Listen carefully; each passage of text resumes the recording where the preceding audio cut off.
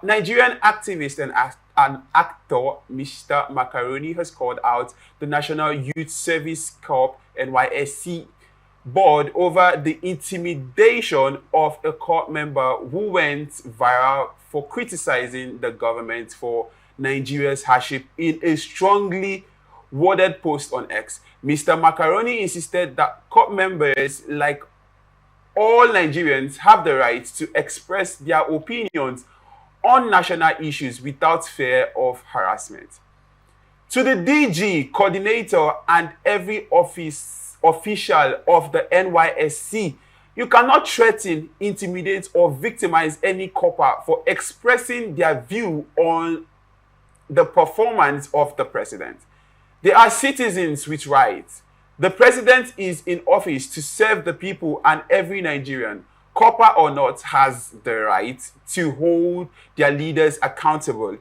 In another post, the activist further expressed his frustration with the system, stating that many Nigerians have become conditioned to tolerate oppression. He said, the oppressed are so in love with the oppressors.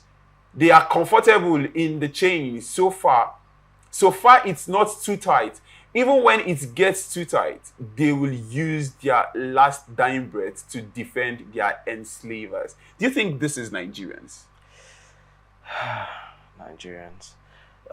I think we know to the extent that of how things have been going wrongly in the last decade, 15 years, even worse. And I believe we just watch them happen, and it's almost like it kind of uses us for comedy and different things. But I think people coming out, when someone comes out like she did, to call out something that's so obvious that we all see and know, I feel like instead of bodies like the NYSC to do what they did, I feel like they should, say, kind of collaborate with the people to see with her to see if she has any solutions in her head, and to actually confirm how they can come about to improve the situation instead of bashing. I think we know what to do, but like he said, many people are so scared of harassment, and when they see situations like this where someone calls out the government on X, and they see that she's being harassed, it's gonna create an environment where people just watch things go wrong because they're scared of what's gonna happen if they call it out. True. Do you think the NYSC has a right to intimidate or punish court members for expressing their opinion, their grievance, on national issue? Because she's a Nigerian. Before being a court member, she actually went to school and she decided to say, okay, I want to serve my country. Yeah. Do you think they have the right to punish her? No, they don't. I don't. They probably have rules that state different things that I probably don't know about. But I think let me approach it this way. Yeah. Okay. If we create an environment where people cannot call, if we create an environment where people cannot simply speak about things that they're dissatisfied with, as it relates to the government or anyone, if we create an environment where people like that are punished, or let's say as a citizen you sit back and watch it happen, it's only a matter of time before it starts happening to more people, and before it gets out of control, it even get to a point where they could come to your house and arrest you for just speaking, not even inciting violence, just speaking. And so a body like NYSC, in my opinion, shouldn't be wanting to create an environment like that. I think they should contribute to an environment where youths feel, excited. They feel like it's their job to see something that's going wrong and call it out. So if we create an environment where youths feel free to do that, knowing that there are people that are going to back them and see to it that things improve, we're going to see that the Nigeria that we also talk about every day is going to eventually come to fruition. But if we don't do that, then, and we sit back and watch harassment happen when people call things out, then we're going to create an environment that is not going to be open to change and meaningful conversations. Yeah, I thought we were in a democracy. Why is this an issue? It's because I would say for long, people have sat back and watched things happen. They probably talk about it a little bit here and there, but in reality, as a daily habit, people have sat back and watched things happen. So when we've done that for long, and the people that are in position to change things see that they don't say anything when we do this, when we do things like they get bolder. They say, let's see how far we can push it. Let's see if they're gonna talk when we do this. Let's see if what they're going to say when we do this. So we need to I don't just talking to people, young people in general, like myself. I think this shouldn't stop us from calling out things that are wrong. We should see things that are wrong and call them out. The more people call them out, the more people would be motivated to take these steps. So in a democracy, regardless of whether it's a democracy or not, I think that if you don't call things out that are going wrong, whoever is doing things wrongly in the wrong way is going to get bored or even do worse things in the future. In the future. And that's why I like this generation, because we are bold, we are strong, and we speak our minds. But let's be guided even when we do those things. Even when we speak our mind, let's try as much as possible to balance it. I think that's a way to go. But is the purpose of NYSC, or is one of the purpose of NYSC also in policing corp members and monitoring what they say? Like, I don't understand. She's a citizen of Nigeria. Is that one of the purposes why they were created? I don't think so, but I feel like they probably feel kind of obligated to step in because he's a corp member, and it's kind of a face of the organization, if you will. But I don't think that's. I think if she committed any crimes in how she spoke, I think that should be a case of should be an entire different case. That she you come out and say, oh, she broke this law, I'm going to prosecute her based on this laws she broke. You call out the laws she broke, and then if you want whatever you want to do from there, you do that. But to harass her or deny her of some of her rights, actually, I don't think. I think that's now even kind of causing more situation, more like I said earlier, building trust. Building trust when you do things like that. You're gonna make people distrust the government even more. So amidst all this drama going on, I saw a post made by one of the aides to the president, saying that she is a prostitute in blah blah blah Lagos and all that.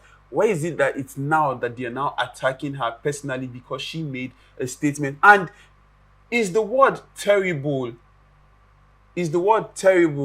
an offensive word? When you say something is terrible, is it such a bad word to use to connote what you feel at a particular time as regards something? Because I think the whole thing was she saying the president is a terrible president, and so do you think that word is like a very offensive word to use at somebody as such as the president?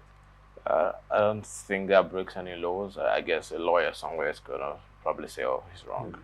If I'm wrong, please correct me, teach me the law. But I don't think that's wrong. She didn't incite violence against the president. She just said, in her opinion, the president's a terrible president. And if you disagree that he isn't terrible, make your points. True. Make your points. Okay. She spoke. She didn't do anything but speak. If you believe the president isn't terrible, you make your own point. You say, oh, based on this, and this, I don't think he's a terrible president. I think you're wrong. I think this is a space for discussion. If someone comes and says, oh, the president is excellent, give your points. If I don't think your points make any sense to me, I've said no. And based on these points, I disagree with you. I think we shouldn't. But I think, to be honest, some of these people probably just do that for the fun of it. I think it's just to create, some drama online.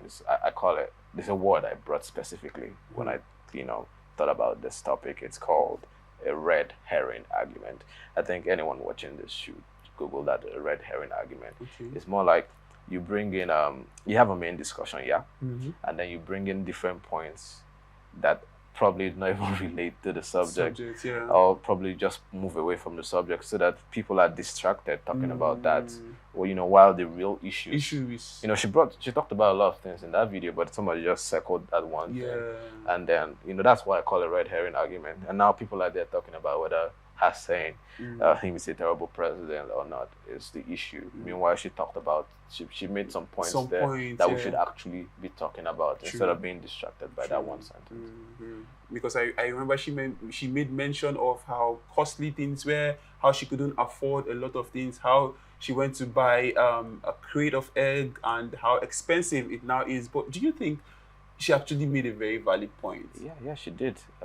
That's what we should be talking about, Actually. Us talking about whether the president is terrible or not, it's opinion at the end of the day. But she made some point as to why she thinks the president is terrible.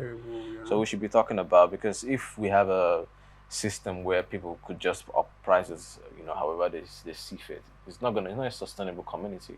At the end of the day, we are Nigeria, we're a community. Nigeria is made up of so many communities that makes up Nigeria. And if we can't create a community where people can, understand what's going on, why our price is going up. If so, what are we doing to ensure that prices are stable? And the president is in charge of, even if not directly or indirectly, is in charge of the bodies that are going to do that. So she thinks that, the president, she's looking up to the president. In fact, she's just frustrated that, the things she probably expected from him is not what's happening. And she mentioned them clearly in the video she made. If costs are going up, what can we do to bring costs down should be the conversation. If the environment isn't clean, what are we doing to ensure that the environment is clean? So I think that should be talking about, whenever, I think as a general point now, going forward, when we see issues like this come up and you see people circle different points that distract from the main points we should be talking about, just remember this word I said, this phrase I made, red herring argument. Red herring argument. Just remember that I said that, and then you remember that, we're not supposed to be talking about this. These are the main points we should be talking about. This is a red herring argument to distract from the main point. True. Because I've gone around to actually check on those videos and those comments on the comment section, and really what I've been seeing are the red herring argument. I've learned another one today, ladies and gentlemen, and that is the essence of the show. To young ones out there, what would you advise them using Raya as an instance? What would you advise them to always do? Because I find this is actually a young person trying to call out the government, not using. People use social media for different things. So what would your advice be to them using social media? I think, when it comes to social media, you do whatever you want to do with your social media. To be honest, whatever you want to do, as long as it's within the laws. You're not breaking any laws.